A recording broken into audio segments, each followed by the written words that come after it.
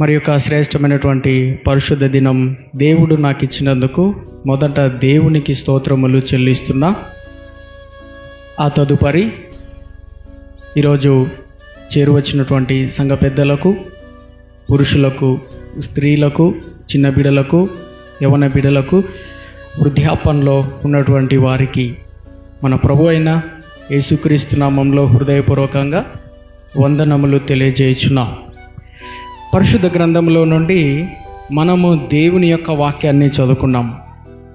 అపోస్తులుడైనటువంటి పౌలు కొరింథీయులకు రాసినటువంటి మొదటి పత్రిక 3వ అధ్యాయము 6 నుండి 9 వచనాలు మరి ఒకసారి చదువుకుందామా?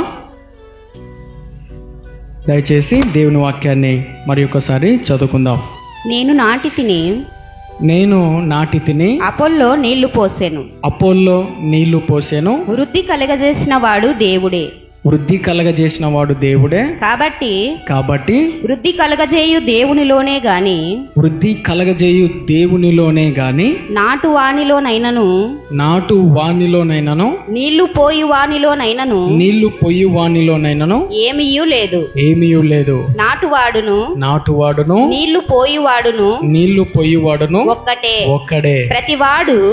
ప్రతివాడు తాను చేసిన కష్టము కొలది జీతము పుచ్చుకొనును. మేము దేవుని జత పనివారమై ఉన్నాము.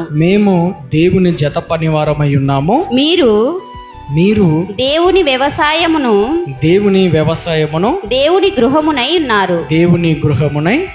ఉన్నారు. అపోస్తులుడైనటువంటి పౌలు కొరింథీయులకు రాసినటువంటి మొదటి పత్రిక 3వ అధ్యాయము 6 నుండి 7, 8, 9 వచనాలు మనం అధ్యయనం చేసినప్పుడు ఆధ్యాత్మిక జీవితంలో దేవుని పని ఏమైందో, దేవుని వ్యవసాయం అని పిలువబడేటువంటి పరిచర్య ఏదుందో దాని గురించినటువంటి సత్యం బయలుపరిచినాడు. ఈ పత్రిక గురించి మనం ఆలోచన చేస్తే అపోస్తులుడైనటువంటి పౌలు ఈ పత్రిక సుమారుగా క్రీస్తు శకం 54 నుండి 60 సంవత్సరపు మధ్యకాలంలో రచించి ఉన్నాడని గ్రంథకర్తలు ఉద్దేశించి ఉన్నారు. ఈ పత్రిక రాయడానికి గల ఉద్దేశము చాలా కారణాలు ఉన్నాయి. కొరింథీ పట్టణం లేదా కొరింథీ సంఘం, కొరింథీయులకు రాసినటువంటి ఈ పత్రికలో ఉన్నటువంటి బిలీవర్స్, విశ్వాసులు, దేవుణ్ణి నమ్మినటువంటి వాళ్ళు, నమ్మని వాళ్ళు, నమ్మిన తర్వాత ఆధ్యాత్మికంగా ఎదిగేటువంటి వారు ఎవరైతే ఉన్నారో ఆ గుంపులో కొన్ని మనస్కొరతలు వచ్చినాయి మరియు విభేదాలు వచ్చినాయి. సంఘం విడిపోయింది, సంఘం చెడిపోయింది, సంఘం పాడైపోయింది, విగ్రహారాధనకు పాల్పడింది, వ్యభిచార సంబంధమైనటువంటి పాపము చేయడం వారు ప్రారంభించినారు. అలాంటి సిచ్యువేషన్ని పౌలు గుర్తించి, పౌలు తెలుసుకొని ఈ పత్రిక రాయడం జరిగింది. ఈ పత్రిక రాస్తూ అనేక విషయాలను వాళ్ళకు జ్ఞాపకం చేసినాడు. ఏ విషయంలో తప్పిపోయినారు, ఏ విషయంలో పడిపోయినారు, ఏ విషయంలో మీరు అసమాధానంతో ఉన్నారో అని వారందరికీ తెలియజేసి, అసలు మనం దేవుని జత పనివారం కదా, మనకెందుకు విభేదాలు వచ్చినాయి, మనకెందుకు మనసు కొడతలు వచ్చినాయి, మనమందరం నమ్మేది క్రీస్తునే కదా, మనం ఏ డినామినేషన్లో ఉన్నా, ఏ సంస్థలో ఉన్నా, మనం ఏ ఫెలోషిప్లో ఉన్నా, ఏ సహవాసంలో ఉన్నా, పౌలు ఎవరు, అపోలో ఎవడు, అపోస్తులు ఎవరు, అందరం ఒకటే కదా, అందరం క్రీస్తు శరీరం అయి ఉన్నాం, అందరం కూడా ఒక్క శరీరం అయి ఉన్నాము, ఇందులో విభేదాలు ఎందుకు? మన దేహంలో కళ్ళు, ముక్కు, చేతులు, కాళ్ళు అన్నీ ఒక అవయవములు డిఫరెంట్ అయినప్పటికీ అన్నీ ఒకటే కదా. చెయ్యి తప్పు చేసినంత మాత్రాన దేహంలో ఉన్నటువంటి ఈ చెయ్యి నువ్వు నా చెయ్యి కాదు అనడానికి వీలు లేదు, అది నీ చెయ్యే. కాళ్ళు తప్పు చేసినంత మాత్రాన ఈ కాలు నాది కాదు అనడానికి వీలు లేదు, తప్పు చేసినా కూడా అది నీ కాలే. తల, కళ్ళు, మనిషి దేహంలో ఉన్నటువంటి అవయవాలు ఎట్లయితే విడివిడిగా ఉండి అన్నీ ఏకదాటిగా వర్క్ చేస్తాయో మనం కూడా అంతే కదా అని పౌలు కొన్ని సరిదిద్దుతూ వారితో మాట్లాడడం జరిగింది, వారికి బోధించడం జరిగింది, వారికి తెలియపరచడం జరిగింది. ఈ 3వ అధ్యాయంలో పౌలు కొన్ని విషయాలు వాళ్ళకు జ్ఞాపకం చేసినాడు. ఈ 3వ అధ్యాయంలో ఆత్మ సంబంధులతో మాట్లాడినట్టు లేదు, నేను శరీర సంబంధులతో మాట్లాడినట్టు మీరు పసిపిడ్డలే, మీరు ఇంకా పాలు తాగేటువంటి స్థితిలోనే ఉన్నారు అని చెప్పి వారిని ఆధ్యాత్మికంగా బలపరిచినాడు. బలపరుస్తూ ఈ మాటలు అంటాడు 6వ వచనంలో, చదవండి. నేను నాటి తిని అపోల్లో నీళ్లు పోసెను. అపోల్లో నీళ్లు పోసెను. వృద్ధి కలగజేసిన వాడు దేవుడే. వృద్ధి కలగజేసిన వాడు దేవుడే. దేవుడే. నమ్మిన వాళ్ళు గట్టిగా చప్పలుడి దేవుని నామాన్ని మహిమపరచుదాం. హల్లెలూయా. ప్రభునందు ప్రియమైనటువంటి దేవుని సంగమా, దేవుని బిడలారా, ఈరోజు నేను మీతో మాట్లాడేటువంటి అంశం, మనము దేవుని వ్యవసాయం ఎలా చేయాలి. ఈరోజు మనం ధ్యానించబోయేటువంటి అంశం, దేవుని వ్యవసాయము మనము ఎలా చేయాలి. ఏదైనా ఒక పని చేసేటప్పుడు ఆ పని ఎలా చేయాలో ముందుగానే ప్లాన్ ఉంటుంది, బ్లూ ప్రింట్ నమూనా ఉంటుంది. ఒక పని చేయాలంటే, ఏ పని అయినా కానీ, ఏ వర్క్ అయినా కానీ, ఏ జాబ్ అయినా కానీ, ఒక పని చేయాలంటే ఒక ప్లాన్ ఉంటుంది, బ్లూ ప్రింట్ నమూనా ఉంటుంది. ఆ ప్రకారంగా చేస్తే ఆ పనిలో ఫలితం ఉంటుంది, ఆ పనిలో అభివృద్ధి ఉంటుంది, ఆ పనిలో గమ్యస్థానం ఉంటుంది. దేవుని పనిలో కూడా ఒక క్రమబద్ధత అనేటువంటిది ఉంది. దేవుని వ్యవసాయం, దేవుని పని మనం ఎలా చేయాలి, మనం దేవుని వ్యవసాయం ఎలా చేయాలి అన్నటువంటి అంశం మనం ధ్యానించబోతున్నాం. అందరూ దయచేసి శ్రద్ధగా దేవుని వాక్యాన్ని వినండి. 3 విషయాలు మీతో మాట్లాడి ఆ తదుపరి ప్రసంగాన్ని ముగించుకుంటాం. దేవుని వ్యవసాయం చేయాలి అని అంటే ముందుగా భూమిని దున్ని చదును చేయాల. ముందుగా ఏం చేయాలి చెప్పండి? భూమిని దున్ని చదును చేయాలి, లెవెల్ చేయాలి. ఒక పొలం, బీడు పొలం ఉంది. ఆ బీడు పొలాన్ని ఫస్ట్ ఆఫ్ ఆల్ యజమానుడు, ఆ పొలాన్ని వేసేటువంటి యజమానుడు ఏం చేస్తాడంటే, మొదటగా ఆ పొలాన్ని దున్ని చదును చేసి నీట్గా సిద్ధపరుస్తాడు. దేవుని పని కూడా అంతే. మానవులందరూ హృదయం అనేటువంటి పొలాన్ని కలిగి ఉన్నారు. లోకమంతా కూడా ఒక హృదయం అనేటువంటి పొలం అనగా దాని ఆధ్యాత్మిక అర్థం మానవుని హృదయము. మానవుని హృదయం, భూమి మానవుని హృదయం. ఈ హృదయాన్ని దున్నాలి. దేనితో దున్నాలి చెప్పండి? దేవుని వాక్యంతో దున్నాలి. ఈ హృదయంలో పాప సంబంధమైనటువంటి ముళ్ళులు ఉంటాయి. ఈ హృదయంలో పాప సంబంధమైనటువంటి చల్లా చెదురు ఉంటుంది, కంపలు ఉంటాయి, రాళ్ళు ఉంటాయి, తర్వాత ఇంకా చాలా రకాలైనటువంటి పనికిరానివి చాలా ఉంటాయి. ఒక వ్యవసాయదారుడు ఒక పొలాన్ని బాగు చేసిన తర్వాత దాని క్రమము అనేటువంటిది ప్రారంభించబడుతుంది. పరిశుద్ధ గ్రంథంలో హోషేయ గ్రంథం 10వ అధ్యాయం 11వ వచనం చదవండి. హోషేయ గ్రంథం 10వ అధ్యాయము 11వ వచనము. హోషేయ గ్రంథం 10వ అధ్యాయము 11వ వచనము. ఎఫ్రాయిము తూర్పునందు, మైక్ తీసుకోండి అమ్మా, రికార్డు మైక్ తీసుకోండి. ఎఫ్రాయిము నూర్పునందు,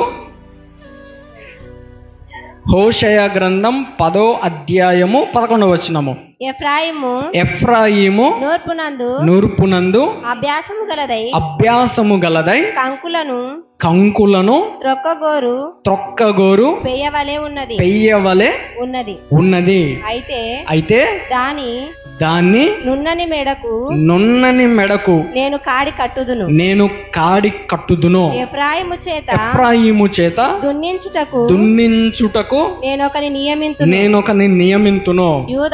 యూదా భూమిని దున్నును, యాకోబు దానిని చదును చేసుకొను. మన హృదయం అనే పొలం దున్నుతూనే ఉండాలి. వాక్యమనే ఖడ్గంతో, వాక్యమనే ఆయుధంతో ఎప్పటికీ అప్పుడు రిఫ్రెష్ అవుతూనే ఉండాలి. అలా ఉంటేనే పొలం అనేది నీట్గా ఉంటుంది. పొలం అనేది ఎలా ఉంటుంది? నీట్గా ఉంటుంది. లేదనుకో అపవిత్రమవుతుంది. పొలం అపవిత్రంగా ఉండడానికి వీలు లేదు. హృదయం అనే పొలం అపవిత్రంగా ఉండడానికి వీలు లేదు. ఇన్ని రోజులు ఒకవేళ నువ్వు అపవిత్రంగా ఉంచుకున్నావేమో, వాక్యంతో దున్నేయి, వాక్యంతో తొలగించుకో, వాక్యంతో తొలగించుకొని నీ హృదయాన్ని శుభ్రపరచుకో. దేవుడు నీతో మాట్లాడుతున్నాడు. ఎఫ్రాయిము నూర్పునందు అభ్యాసం గలదై కంకులను త్రొక్కగోరు పెయ్యవలె ఉన్నది, అయితే దానిని నున్నని మెడకు కాడి కట్టుదును. దాన్ని మెడకు ఏం కడతాడంట? దున్నాలంటే ఎద్దుకు ఏం కడతారు? ఎందుకు కడతారు? తల వంచి పని చేయాలి. మెడ మీద కాడి పెట్టకపోతే పని చేస్తుంది? అది చేయదు. బరువు పెట్టాలి మెడ మీద బరువు పెడితే అప్పుడు అది భూమిని దున్నడానికి సిద్ధం చేసుకుంటుంది తన హృదయాన్ని. మెడ మీద. అందుకోసం యేసుప్రభు ఏమని చెప్పినాడు తెలుసా? నా కాడి ఎట్లుంటుంది? సులువుగాను తేలికగాను ఉంటుంది. కొంతమందికి బరువుగా ఉంటుంది. దేవుని కాడి మోయడానికి, దేవుని వ్యవసాయపు పని చేయడానికి భారంగా ఉంటుంది, బరువుగా ఉంటుంది, బద్ధకంగా ఉంటుంది కొంతమందికి ఆయన కాడి మోయడానికి. కానీ ఇష్టపూర్వకంగా చేస్తే తేలికగా సులువుగా ఉంటుంది. ఇష్టపూర్వకంగా చేయాలి దేవుని పని కష్టంగా చేయడానికి వీలు లేదు. కష్టంగా చేస్తే నువ్వు ఎప్పటికీ కూడా దాన్ని చేయలేవు, మరియు ఎప్పటికీ కూడా దాన్ని నెరవేర్చలేవు. నా కాడి తేలికగాను సులువుగాను ఉంటుంది. వేసుకో ఆయన కాడి మెడ మీద ఆయన కాడి వేసుకొని హృదయం అనే పొలాన్ని దున్ను. నీ పిల్లల హృదయాన్ని దున్ను, నీ భర్త హృదయాన్ని దున్ను, నీ భార్య హృదయాన్ని దున్ను. అపవిత్రమైనటువంటి పనులు ఏమున్నా వాటన్నిటిని మనము తొలగించుకోవాలా. ఈ రోజుల్లో చాలామంది హృదయంలో ఉన్నటువంటి మలినములను తొలగించుకోకుండా ఏం చేస్తారు? విత్తనాలు వేస్తారు. ఏం వేస్తారు? విత్తనాలు. ఏదైనా ఒక ప్రాసెస్ ఉంటుంది, ప్రాసెస్ ప్రకారం వెళ్ళిపోవాలా. పొలం దున్నిన తర్వాత విత్తనం వేస్తారు, విత్తనం వేసిన తర్వాత నీరు కడతారు, నీరు కట్టిన తర్వాత మందు వేస్తారు, మందు కట్టిన తర్వాత అది పెరిగి పెద్దయి ఫలించి అభివృద్ధిని అందుతుంది. పొలం దున్నకుండా ఎవడన్నా మందు కొడతాడా? పొలం దున్నకుండా ఎవడన్నా నాటుతాడా? పొలం దున్నకుండా ఎవడన్నా ప్రతిఫలాలు కోరుకుంటాడా? కోరుకోడు. అందుకోసం దేవుని వ్యవసాయం అనేటువంటిది ఒక క్రమం ఉంది, ఒక పద్ధతి ఉంది. పొలం దున్నేవాడు ఒకడు, చదును చేసేవాడు ఒకడు. ఎఫ్రాయిము దున్నితే యాకోబు చదును చేసేవాడుగా ఉన్నాడు. గట్టిగా చెప్పలోడు దేవుని నామాన్ని మహిమపరుచుదాం. హల్లెలూయా. దున్నుతావా, చదును చేస్తావా? నీ హృదయాన్ని పరిశీలన చేసుకో. చదునన్నా చెయ్యి, దున్ననన్నా దున్ను. నాకు దున్నడం చేత కాదు, నాకు చదును చేయడం చేత కాదంటే నువ్వు భ్రష్టు పట్టిపోతావు. నీ హృదయం భ్రష్టు పట్టిపోతుంది. హృదయం అనే పొలం నాశనం అయిపోతుంది. పనికిరాదు, సత్తు ఉండదు, బలం ఉండదు, సారం ఉండదు, దేనికి ఉపయోగం ఉండదు.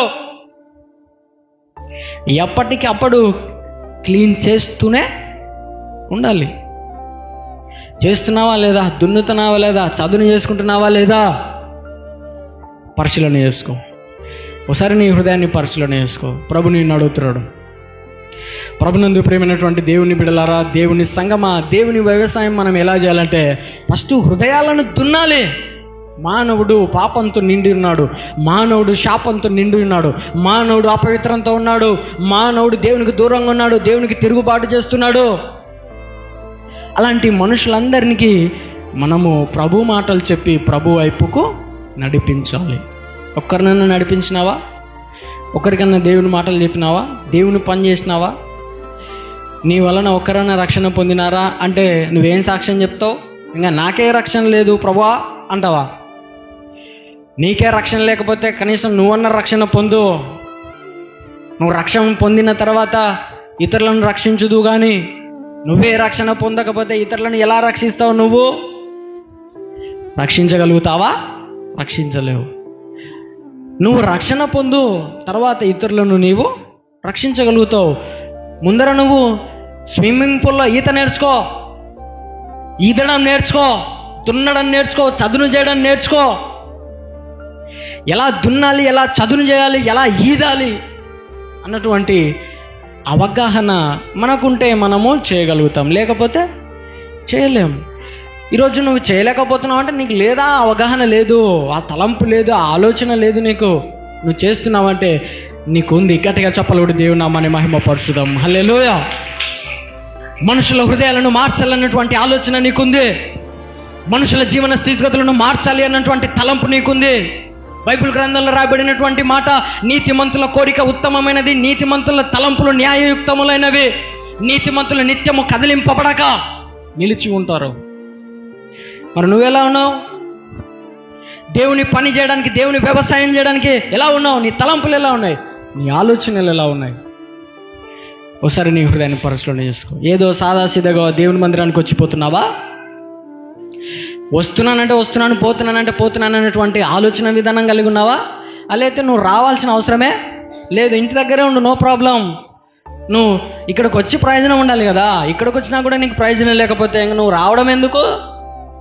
రావాల్సిన అవసరమో లేదు. ఇంటి దగ్గరే ఉండు, పని చేసుకో, ఎవడొద్దన్నాడు? మందిరానికి నువ్వు ఎందుకు రావాలంటే వచ్చిన తర్వాత నువ్వు దేవుని దీవెనలు తీసుకునే వెళ్ళాలి. గట్టిగా చెప్పలేడు దేవుని నామాన్ని మహిమ పరుచుదాం. హల్లెలూయా. పనికి వెళ్ళేవాడు కూలి తీసుకుంటాడా లేదా? తీసుకుంటాడు. మరి దేవుని సన్నిధికి ఎందుకు వస్తున్నావు అంటే నువ్వు బాగుపడాలని కదా, నువ్వు దేవుని దీవెనలు పొందుకోవాలని కదా, నువ్వు సమాధానంగా ఉండాలి, శాంతితో ఉండాలి, నెమ్మదిగా ఉండాలి. అలాంటి ఆలోచన విధానంతో నువ్వు వస్తే పర్లేదు.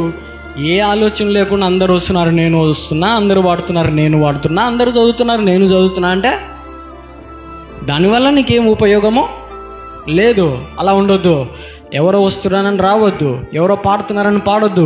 నీకు ప్రేరేపిస్తే, నీకు చదవాలనిపిస్తే, నీకు ఏదైనా చేయాలనిపిస్తే చెయ్యి, ప్రేరేపించబడు. గుంపులో ఎట్లుండకూడదు? కాదు, గుంపులో ఒకరిలాగా ఉండొద్దు.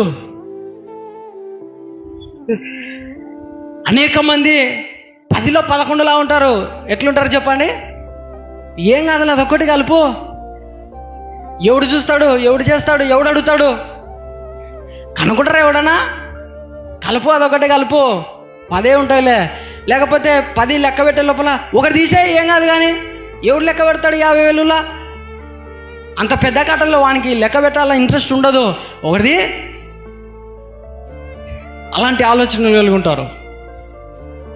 ఇలాంటి ఆలోచన కలిగి ఉంటే ఎప్పుడు ఎదుగుతావు, నువ్వు ఎప్పుడు బాగుపడతావు, ఎప్పుడు నీ జీవన స్థితిగతులు మారుతాయి? ఎక్కడ వేసిన గొంగలు అక్కడనే ఉన్నట్టుగా ఉంటుంది నీ జీవితం. మారుతుంది అనుకుంటున్నావా? మారదు, ఎప్పటికీ మారదు. నీ తలంపు మారాలా, నీ ఆలోచనలు మారాలా, నీ ప్రవర్తన మారాలా, నీ నడవడిక మారాలా, నీ స్థితిగతులు మారాలి. అప్పుడు నువ్వు భూమిని దున్నగలుగుతావు, భూమిని చదును చేయగలుగుతావు. గట్టిగా చెప్పలేడు దేవుని నామాన్ని మహిమ పరుచుదాం. హల్లెలూయా. ప్రభునందు మాకు అత్యంత ప్రియమైనటువంటి దేవుని బిడ్డలారా, దేవుని సంగమా, ప్రభు నీతో మాట్లాడుతున్నాడు. దేవుని పని చేయాలంటే భూమి దున్నాలి, భూమి చదును చేయాలి.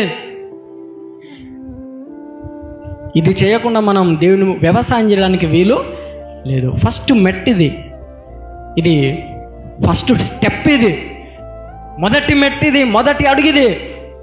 ఈ పని చేయాలి మనం దేవుని వ్యవసాయంలో. ఆ తర్వాత రెండోదిగా అపోస్తులుడైన పౌలు కొరింథీయులకు రాసిన మొదటి పత్రిక 3వ అధ్యాయం 6వ వచనం చదవండి. చూడండి. నేను నాటి తిని అపోల్లో నీళ్లు పోసెను. అపోల్లో నీళ్లు పోసాను. పౌలు ఏమంటున్నాడు తెలుసా? నేను నాటి తిని. పౌలు ఏం చేసినాడంట? నేను నాటిన. ఇక్కడ అందరూ విత్తనాలు నాటేటోళ్ళే, నేను కూడా నాటిన. ఈ సంవత్సరం విత్తనాలు చాలా హ్యాపీగా అనిపించింది. ఎప్పుడు నాటలే నేను. అప్పుడెప్పుడో చిన్న ఉన్నప్పుడు పొగాకు, అదే దాన్ని ఏమంటారు, నార నాటనీకి పోతే అన్నీ ఇరగొట్టుకుంటూ అవుతుంటే యజమాని చూసి, బాబు నీకు కూలి కావాలి కదా, నువ్వు ఊకే కర్రలు మోయి అని చెప్పినాడు. నాటనీక రాక అంటే నాటే విధానంలో పర్ఫెక్ట్ ఉండాలా. ఎట్లా పడితే అట్లా నాటితే కుదరదు, అన్నీ చచ్చిపోతాయి, యజమానుడు చచ్చిపోతాడు లాస్ట్కి. యజమానుడు ఏమవుతాడు? అయిపోయా, నష్టపోతాడు. చచ్చిపోతాడంటే నష్టపోతాడు. అఫ్కోర్స్ కొంతమంది చచ్చిపోతున్నారు. నాటే విధానంలో ఒక దాన్ని ఏమంటారు, క్రమం ఉంటుంది. ఎట్లా నాటాలి, ఎలా నాటకూడదు, కర్రలు ఎట్లా నాటితే ఎలా నిలబడతాయి, విత్తనం ఎట్లా నాటితే ఎలా అది మొలుస్తుంది, మంచి నేల మీద నాటాలనా లేకపోతే రాళ్ళ మీద నాటాలనా, ముళ్ళ పొదలలో నాటాలనా, ఒక అవగాహన ఉంటుంది పనిచేసేటువంటి వ్యక్తులకి. నీకు ఆ అవగాహన ఉండాలా. దేవుని వాక్యం అనే విత్తనం నువ్వు హృదయం అనే పొలంలో నాటాలి అంటే నీకు ఒక మంచి అవగాహన ఉండాలి. ఉంటే తప్ప నువ్వు నాటుతావు. లేకపోతే ఎట్ట పడితే అట్ట కాకులకు చల్లు గుట్టిపోయినట్టు పోతావు. అంతే కదా. దేవుని వాక్యం పట్ల నీకు శ్రద్ధ ఉంటే, దేవుని వాక్యం పట్ల నీకు ప్రేమ ఉంటే నువ్వు నాటడానికి ఇష్టపడతావు. లేకపోతే నాటవు. ఇంట్రెస్ట్ లేదు కదా నీకు నాటడం, నీకు ప్రేమ లేదు కదా నాటడం. ఇక మమ్మల్ని పడగొట్టేవాళ్ళు లేడు, మమ్మల్ని విడగొట్టేవాడు లేడు అని విర్రవీగిపోతుంటారు. అలాంటి వాళ్ళందరినీ దేవుడు ఏం చేస్తాడు? పడగొడతాడు. పై స్థాయిలో ఉన్నటువంటి వాళ్ళని కూడా ఏం చేస్తాడు ఆయన?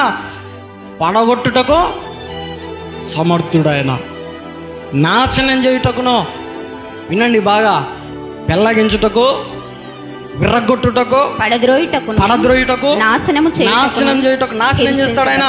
నీ ఇష్టానుసారంగా నువ్వు వ్యవసాయం చేస్తే, నీ ఇష్టానుసారంగా నీ జీవితాన్ని చెడగొట్టుకుంటే, నీ ఇష్టానుసారంగా నువ్వు దేవుని పని చేస్తే, నీ ఇష్టానుసారంగా నీ కుటుంబాన్ని నాశనం చేస్తే నిన్ను కూడా నాశనం చేస్తాడు. ఎవడైనాను ఆయన ఆలయాన్ని పాడు చేస్తే దేవుడు వానిని పాడు చేస్తాడు. చాలామంది హృదయమైన పొలాన్ని ఏం చేస్తున్నారు? పాడు చేస్తున్నారు. హృదయం అనే ఆలయాన్ని ఏం చేస్తున్నారు? పాడు చేస్తున్నారు, అపవిత్రంగా ఉంచుతున్నారు. ఇంకేం లేదులే, నా లైఫ్ బాగుంది, సంతోషంగా ఉంది అని అనుకుంటే పొరపాటు. ఒకరోజు దేవుడు నిన్ను కూడా నాశనము చేస్తాడు. అట్లా చేస్తాడా సార్ అంటే చేస్తాడైనా. చేయడని అనుకోద్దు, చేస్తాడైనా. లేఖనం చెప్పుచుంది, పెళ్ళగించుటకు, విర్రగొట్టుటకు, పడద్రోయుటకు, నాశనం చేయుటకు, హింసించుటకు. చూడండి ఏం చేస్తాడంటే ఆయన హింసిస్తాడు. అంటే నీ ఇష్టానుసారంగా నువ్వు ఎంజాయ్ చేస్తున్నావు, నీ ఇష్టానుసారంగా నువ్వు దౌర్జన్యం చేస్తున్నావు, అన్యాయం చేస్తున్నావు, అక్రమం చేస్తున్నావు, హింస పెడుతున్నావు ఇతరులను, బాధ పెడుతున్నావు ఇతరులను, ఇబ్బంది పెడుతున్నావు ఇతరులను. కాబట్టి నిన్ను హింసించడంలో తప్పు లేదు. పంటికి పన్ను, కంటికి కన్ను, నీకు పడాల్సిందే, నీకు పడి తీరాల్సిందే అన్నది దేవుని యొక్క ధర్మశాస్త్రం.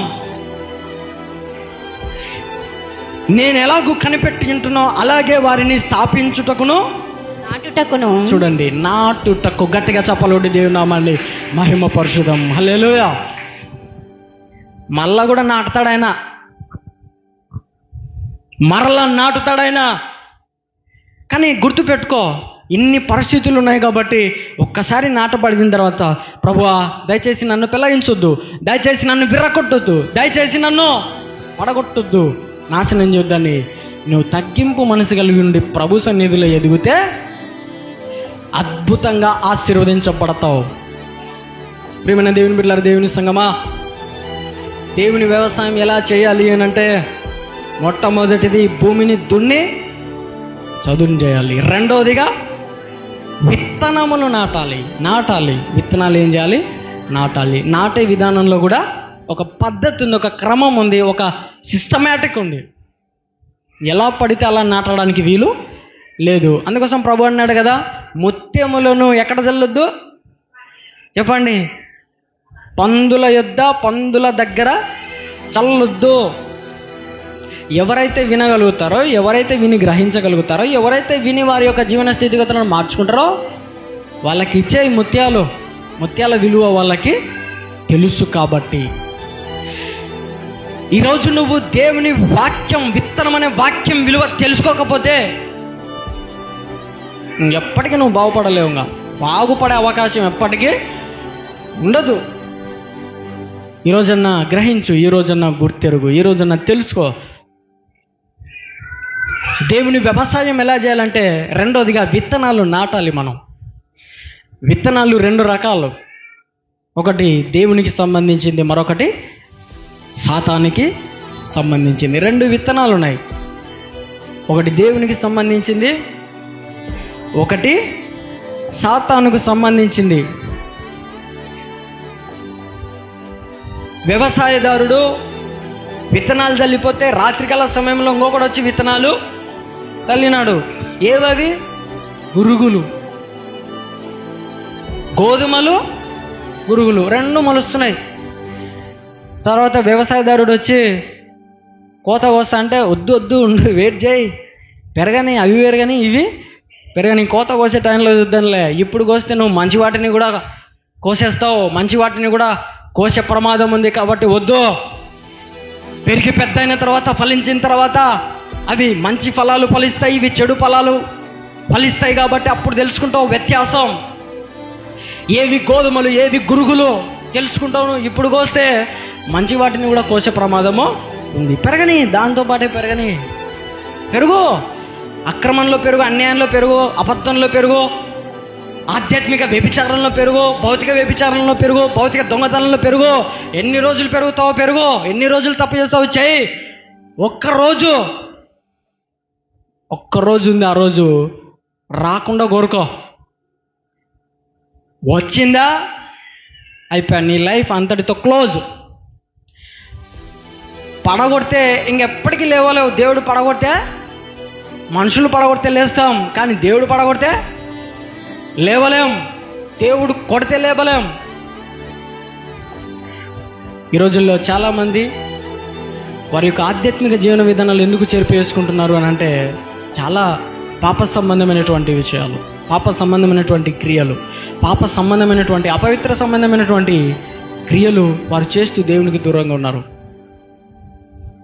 పెరుగుతున్నారు. దేనిలో పెరుగుతున్నారంటే మంచి దానిలో పెరుగుతున్నారా? వాళ్ళు అక్రమంలో పెరుగుతున్నారు, అన్యాయంలో పెరుగుతున్నారు.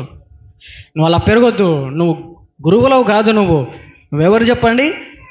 గోధుమలం. మనం అందరం గట్టిగా చప్పలుడు దేవుని నామాన్ని మహిమపరుచుదాం. హల్లెలూయా.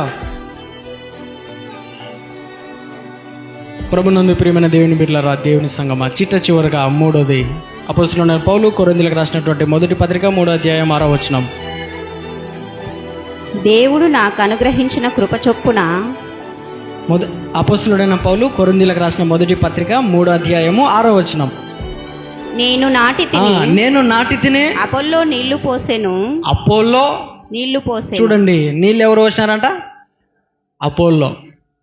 3వదిగా దేవుని వ్యవసాయం ఎట్లా చేయాలంటే నీరు కట్టాలా. విత్తనాలు వేసిన తర్వాత ఏం చేయాలా? చెప్పండి, గట్టి చెప్పండి. నీళ్ళు ఆగాలనా?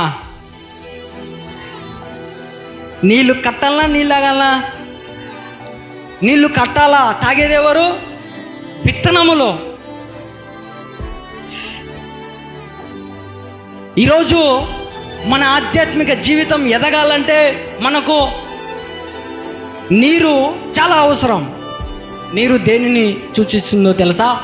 దేవుని వాక్యాన్ని. నీటి ఆధ్యాత్మిక అర్థం దేవుని వాక్యం.